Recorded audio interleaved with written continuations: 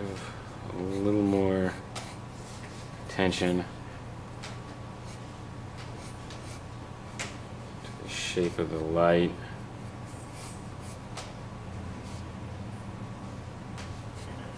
And this curve that comes along the edge of the cast is very specific, so I don't want to just arbitrarily put in that roundedness. I want to, just like anything else, find that every specific change.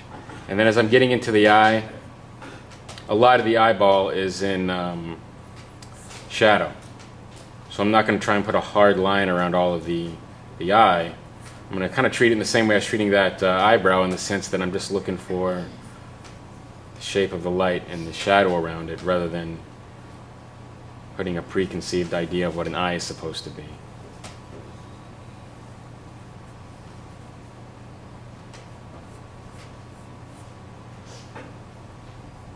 The light comes all the way into here.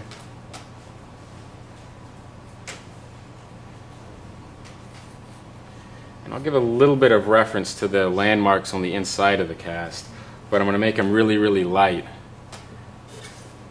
so they don't get so they don't flatten things out.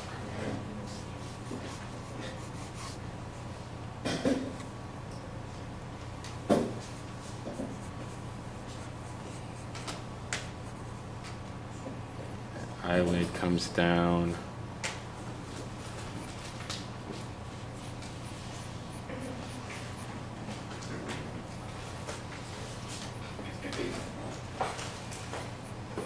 There's a pointed shape over the eyelid, and something to notice about when you're drawing an eye is that you don't really see all of the pupil. The thing I always relate that to is the only way you're going to see all of somebody's pupil like that is if it's a deer in the headlights, or you're walking up on somebody that's taking a lot of drugs and they're just, you know. So the eyelid covers over that pupil. Essentially, you could think of it like this. If this is your eyeball and you're looking at it from a profile point of view, your eyelid covers the eye, so it would come down,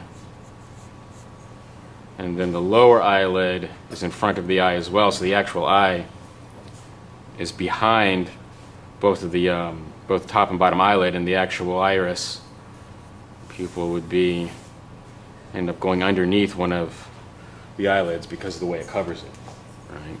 So don't draw an eye like this. That's not an eye. That's what we think an eye is when we're like 6.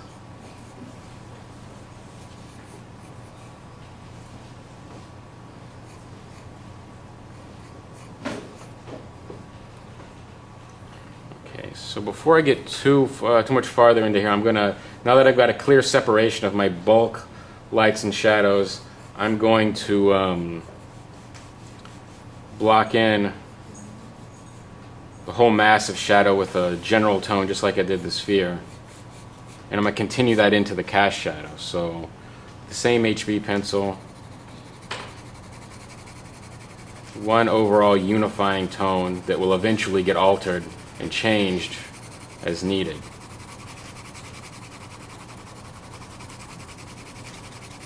And remember, when you're putting this tone down, to kind of be consistent with your pressure and your direction of your pencil, don't just go like that.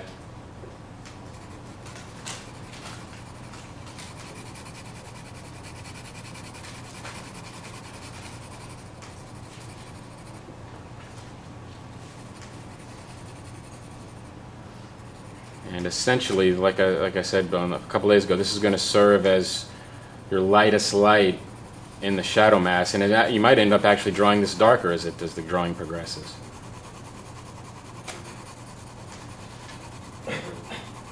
All of that eye is in shadow, so I'm going to take it all within the same mass.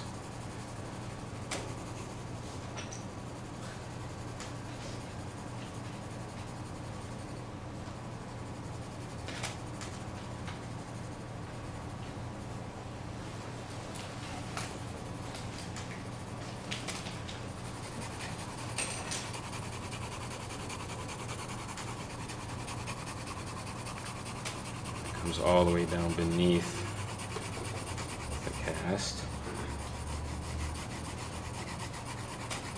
And I go initially in the same direction in the beginning to keep everything kind of unified.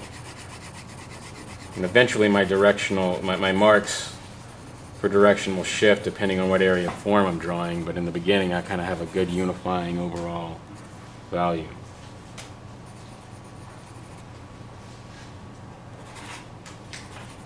Alright, so I've got a division of light, I've got a division of shadow. Now I'm going to work into the variations within the shadow and gradually work towards the light mass. And what I'm going to do is, right here I see a lot of contrast of varying degrees of light and dark within the shadow, but nothing up there is super black dark. So I'm going to locate loosely where my darkest dark would be, and I can say it's coming in right about the pupil of the eye here, and then some of that cast shadow there. So I'm going to loosely block in that shape.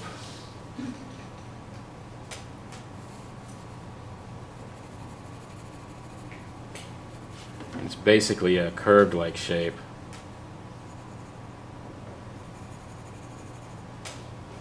And right now my objective is just make it darker than what's already there, not make it super dark, just make it noticeably darker with I want to say a softer edge. Because the edges in the shadow aren't not as hard as the ones where the light mass and dark mass divide.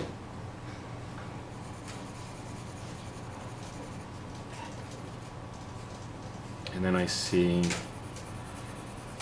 the upper eyelid is getting a little darker.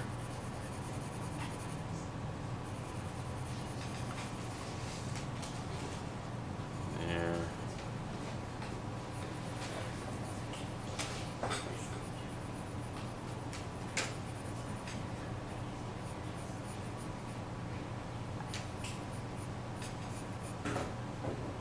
And I'm not going to put a hard line right here, even though I know that that's where the eyelid is ending, because I see a lighter light and a halftone. I can deal with that when I get into the light mass. There's a core shadow.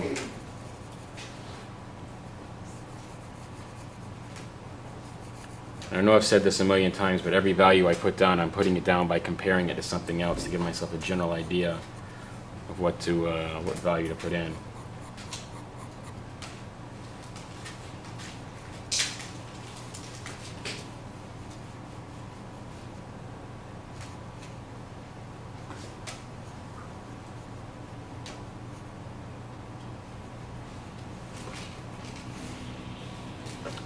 Here, just on the other side of that eyelid, I see a darker dark, because the eyelid's projecting up and catching some reflecting light, and then what's right next to it is moving in a direction like that. The lower eyelid is moving up in a direction like that and catching reflecting light. So I'm going to put in that difference.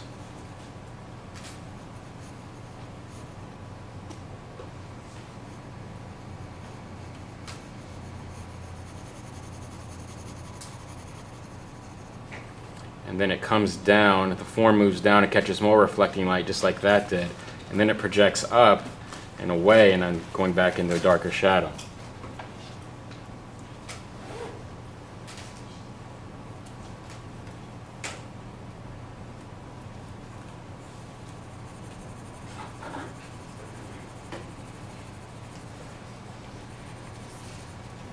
This whole area gets a little darker.